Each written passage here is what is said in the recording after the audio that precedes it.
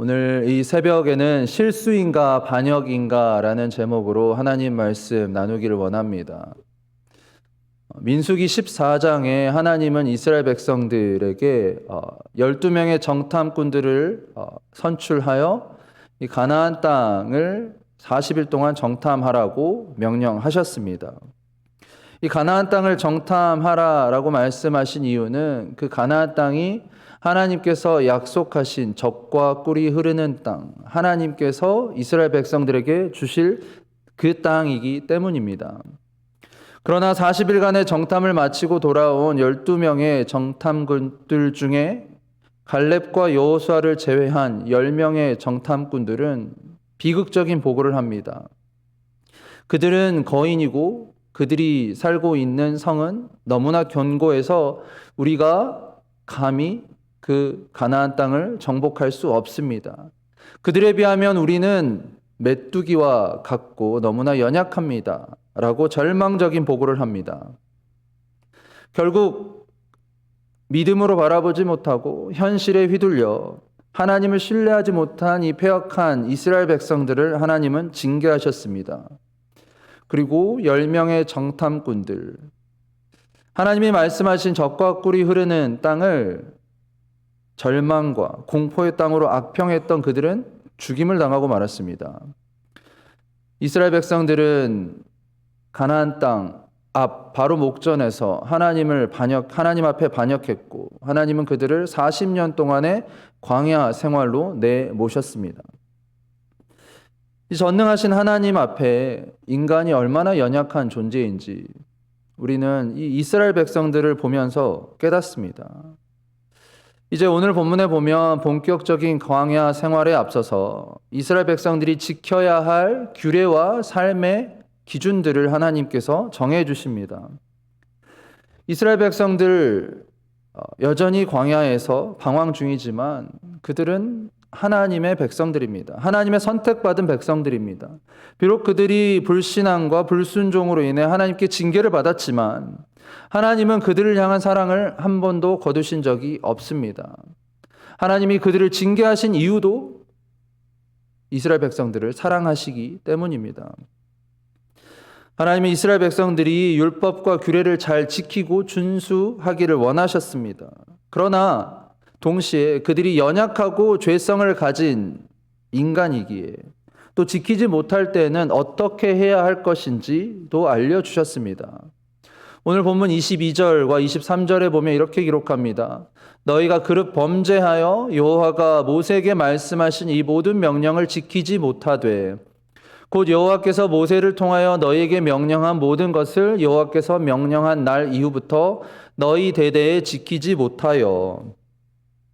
여러분, 하나님은 모세를 통하여 이스라엘 백성들에게 내가 너희들에게 명령한 그 규례를 반드시 지켜야 한다라고 말씀하셨습니다.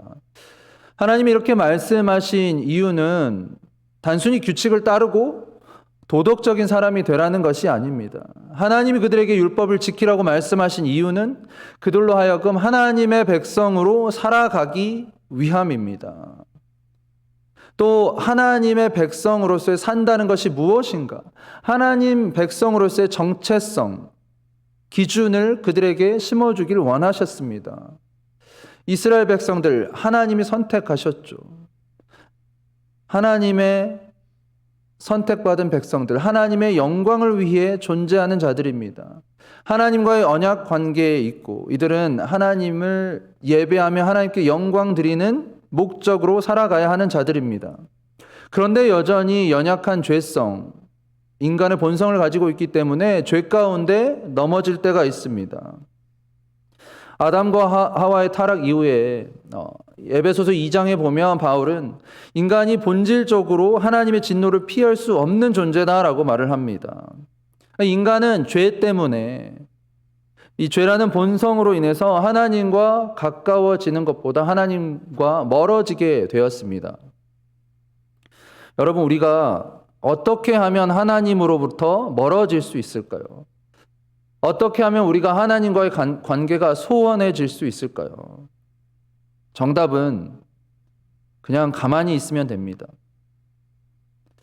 그냥 가만히 있으면 우리가 하나님과 멀어집니다. 우리가 아무것도 하지 않고 그냥 가만히 있으면 하나님과 자연스럽게 멀어집니다. 애써 하나님을 부인하지 않아도 됩니다. 극악무도한 살인, 강도, 범죄를 저지르지 않아도 됩니다. 불교나 이슬람 종교와 같은 타 종교에 귀의하려고 하지 않아도 됩니다. 그냥 가만히 있으면 우리는 하나님으로부터 멀어집니다. 가만히 있으면 우리 안에 있는 죄성이 꿈틀거리고 우리는 죄를 짓고 살 수밖에 없게 되는 거예요. 오늘 본문에 보면 이 죄의 종류에 대해서 알려주고 있습니다. 이 죄라는 것이 크게 보면 두 가지입니다. 이 부지 중에 지은 죄와 고의적으로 지은 죄로 나뉩니다. 다시 말하면 이 부지 중에 지은 죄는 모르고 실수로 지은 죄, 그리고 고의적으로는 일부러 지은 죄죠. 그런데 그 중에 이제 부지 중에 지은 죄를 조금 더 세부적으로 나눕니다. 회중이 부지 중에 지은 죄, 아니면 한 개인이 부지 중에 지은 죄로 나누고 있습니다. 이 부지 중에라는 것은 부지가 알지 못하는, 그리고 중, 가운데, 알지 못하는 가운데 실수로 우발적으로 짓는 죄를 말합니다. 내가 죄인 것을 알고 일부러 짓는 것이 아니라 모르고 지은 죄입니다. 그런데 모르고 지은 죄도 뭐예요? 죄입니다. 알지 못했다고 해서 또 의도가 없었다고 해서 죄가 아닌 것이 아닙니다. 비록 그 행동이 고의가 아니었다고 해도 실수라고 해도 죄는 죄입니다. 죄를 지으면 어떻게 해야 합니까? 죄 사함을 받아야 합니다. 이스라엘 백성들이 죄를 짓고 어떻게 했습니까? 하나님 앞에 속죄 죄를 드렸습니다.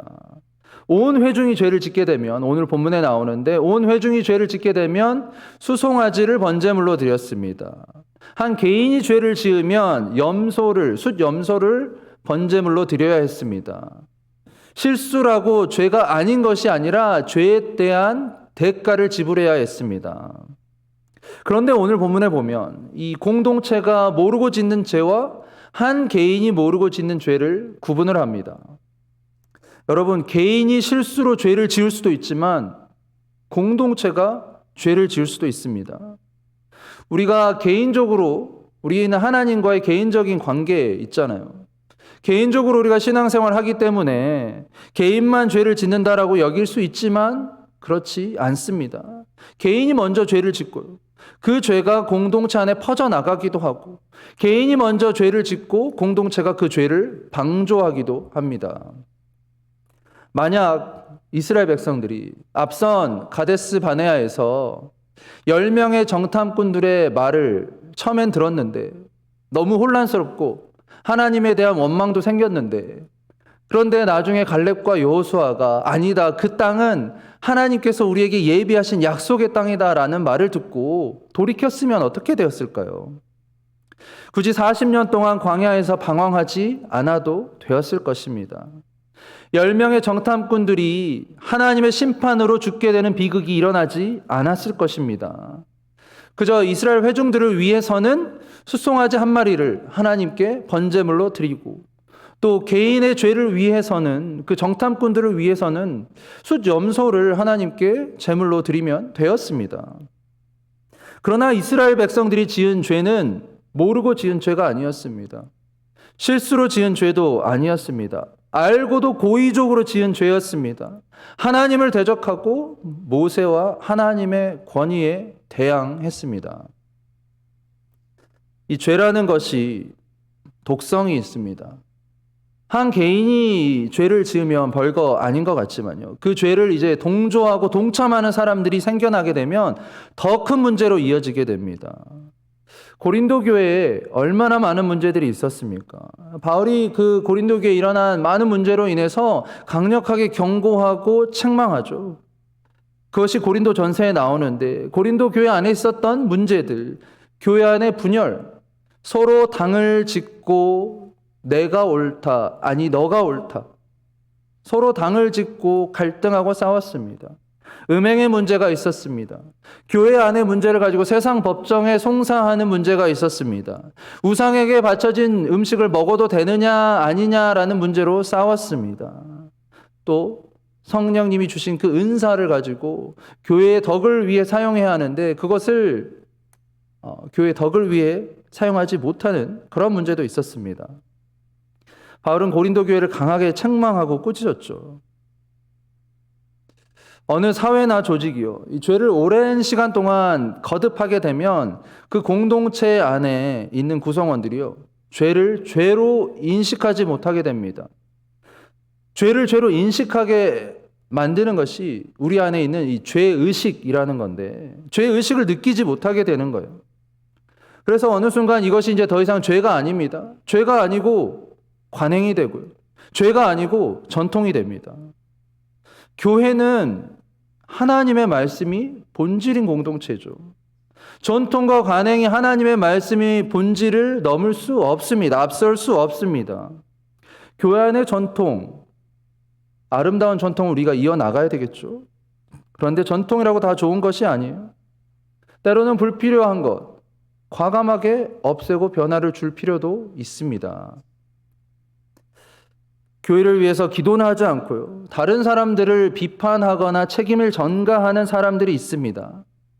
여러분, 우리는 그런 사람들의 말을 절대 들어서는 안 됩니다. 오늘날 많은 사람들이, 많은 교회가 어려움을 겪고 있는 이유 중에 하나가요, 교회의 잘못을 지적합니다. 다른 사람들의 잘못을 비판하고 정죄합니다. 그런데 그 문제에 대해서 함께 책임을 지고 개선하려고 하는 자세가 없습니다. 구약의 느헤미야, 에스라, 다니엘 선지자 같은 분들은 자기의 죄가 아니라 민족의 죄를 마치 내가 나의 죄처럼 여기고 하나님 앞에 회개했습니다. 그런데 오늘날의 교회는 그렇지 않은 거예요. 남의 잘못을 비판하는 사람들만 있습니다. 교회의 잘못을 손가락질하고 나는 아무 책임이 없고 나는 정당하다. 근데 그런 사람들이 교회가, 공동체가 죄에서 돌이켜 하나님께 가는데 가장 큰 장애물이 됩니다. 우리는 다른 사람들의 잘못이나 연약함을 지적하는 것이 아니라 그것이 마치 나의 잘못인 것처럼 안고 회개하며 기도해야 합니다. 교회가 하나님의 말씀인 진리 가운데 두렵고 떨림으로 주신 복음의 사명을 잘 감당하려면요, 교회 안에 남 탓하는 사람들이 많은 것이 아니라 회개하는 사람들이 많아져야 합니다.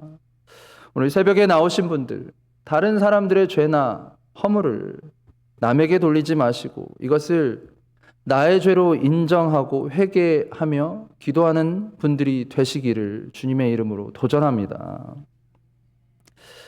여러분, 오늘 본문에 보면 이 두 가지 종류의 죄가 있다라고 말씀을 드렸습니다. 이 부지 중에 지은 죄, 그 중에는 이제 공동체가 지은 죄, 또한 개인이 지은 죄가 있고요. 또 이제 고의로 지은 죄가 있습니다.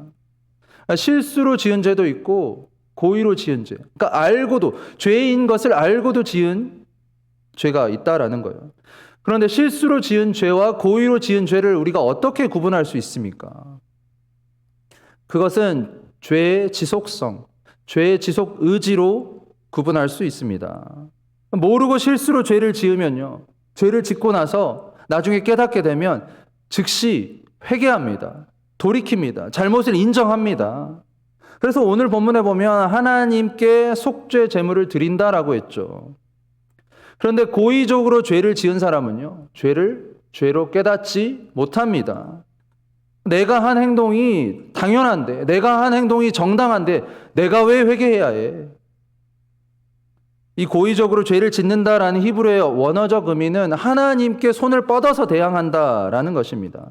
이것은 하나님의 권위에 대항하는 거예요. 죄를 짓는데 내가 정당하고 당연하다라고 믿어요.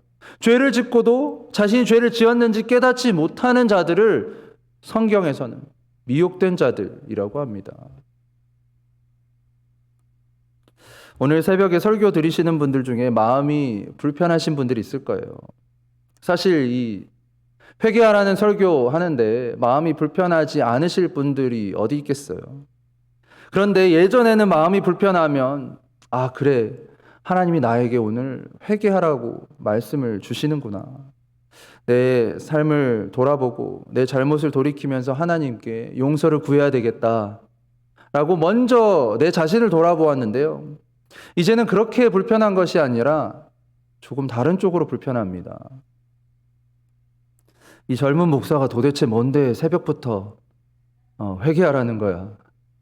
오늘 은혜의 말씀, 위로의 말씀 들으러 왔는데 새벽부터 이런 설교를 듣고 있자니 참 마음이 불편하네 라고 생각하면서 다른 불편함이 자리 잡고 있습니다. 여러분들은 어떤 불편함을 느끼고 있습니까? 우리 그리스도인들이 일부러 죄 짓는 사람이 어딨어 라고 생각할 수 있겠지만요, 우리는 참 연약한 존재입니다. 실수투성이입니다. 하루에도 수없이 넘어지고 죄를 지을 수밖에 없습니다. 그런데 실수로 짓는 죄는요, 하나님께 용서를 구하면 죄 사함 받습니다. 그런데 고의로 죄를 계속 짓고 회개하지 않으면 반드시 심판을 받게 된다. 하나님의 심판을 받게 된다라고 성경은 무섭게 경고합니다.